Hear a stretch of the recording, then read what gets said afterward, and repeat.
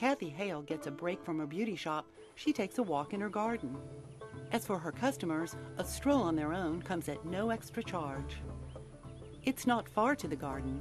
When Kathy and her husband Bill bought 8 acres in Elmont 26 years ago, they knew there was plenty of room for their home and businesses, plus rich, fertile soil. My mother-in-law told me that when this was planted in cotton, and then they picked the cotton and left the burrs, and they would till it in every year. And when we first moved here and started keeping a yard, the Bermuda grass is just native, and it just took over. And it was always beautiful, hardly watered it. And she said it was because that the burrs, cotton burrs, compost is really good.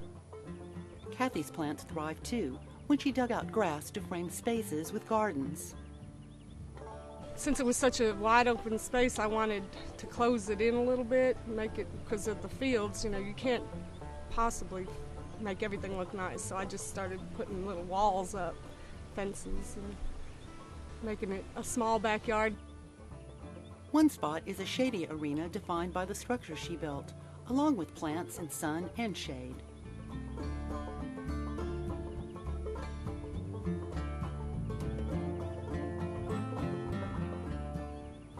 Its invitation? Come slow down with me and just relax. Yeah, it seems like if somebody's out here, then somebody will stop and say hi, and then they'll sit. For a shortcut to the outdoor kitchen they built and the pool beyond, Kathy built a path. Then she decided that the perfect connection between these two intimate areas was a waterfall and a creek.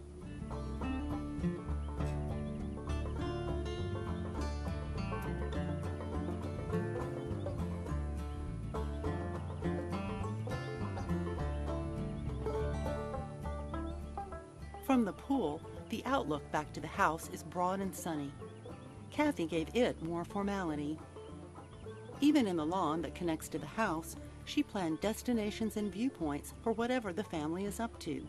Yeah, a different location for different functions, This is really casual if you're barbecuing, just like the patio over there is more formal, I'd say, and this is, everybody just kind of sits around and you don't have to worry about, barbecuing just on that pit there, and we've got the one at the pool. It's all different. The new patio next to the house started when a first tree they planted grew up. We had no patio back there. It was just all grass all the way to the house, and when the tree got big enough to shade, I couldn't grow Bermuda and didn't want the St. Augustine because of the watering, so instead we just put the patio, and now that's great. That is the place to be. Kathy's made it easy for everyone to travel to the spot that suits their mood while keeping them and the gardens all connected. Although she likes curves to soften structure, straight lines work best for her first project, the vegetable garden. I think people are getting back into the gardens. A lot of people that I'm talking to now with grocery prices, the little garden, the little backyard garden, and keep it small. I don't ever till mine, I do everything by hand, which is good exercise, but a lot of people get overwhelmed with the big garden and have to till, and then it gets hard, rocky, and with our dry summers, if they keep it small, they can just put some drip hoses, and it really does pay off.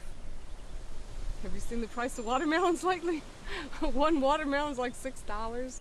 Straight lines also give this nook its distinction, with pavers she stained and tempered with mondo grass. I couldn't cut grass in there anymore, so I was weed eating, and it still made a mess, and it was a useless space. So I decided to make it easier, keep the weeds down, just to put the patio. When Kathy finds a spot that needs creative attention, hard work doesn't discourage her. The little columns there, I learned how to brick, and I bricked those.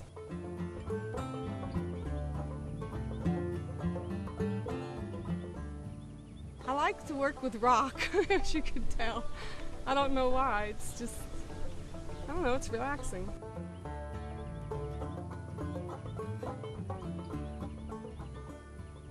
Some of her projects were not on her schedule. I'll tell you what happened right there. That red tip photinia died. Over about 3 years we've been cutting it back, and that was all shade. You know that cast iron plant like shade and that oak leaf hydrangea like shade. And then I've got that big fern in there, and now it's got sun. So luckily this mulberry tree has given it a little bit of shade, but boy, things change. And what was sun, full sun over there, this tree was little at one time, and all that has now gotten shaded, and I'm having to change. Oh, it changes all the time.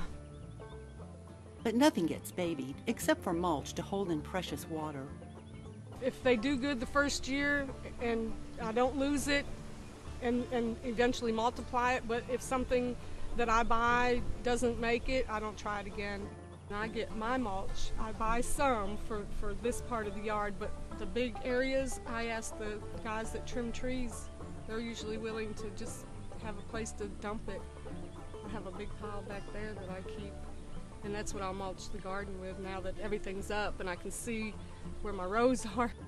Since she wants the wildlife to stroll the garden too, Kathy avoids anything that could harm them.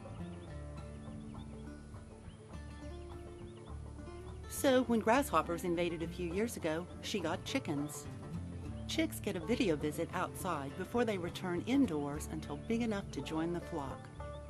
Then I went to ducks because of the snail problem I have. They love snails, and they don't make a mess.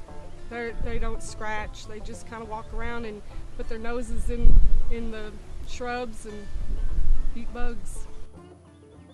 That's just what Kathy, Bill, and their 2 sons wanted, a garden to walk around in, poke into, and live in. If people like their house, their indoors, the outside is, you know, it's just another place to be. Everybody stays in the house and watches TV. You know, we're outside. We are outdoors a lot, even in the wintertime. My garden friends and my customers, they know they can come and look around anytime they want to and get ideas. I had people stop the other day just wanting to look.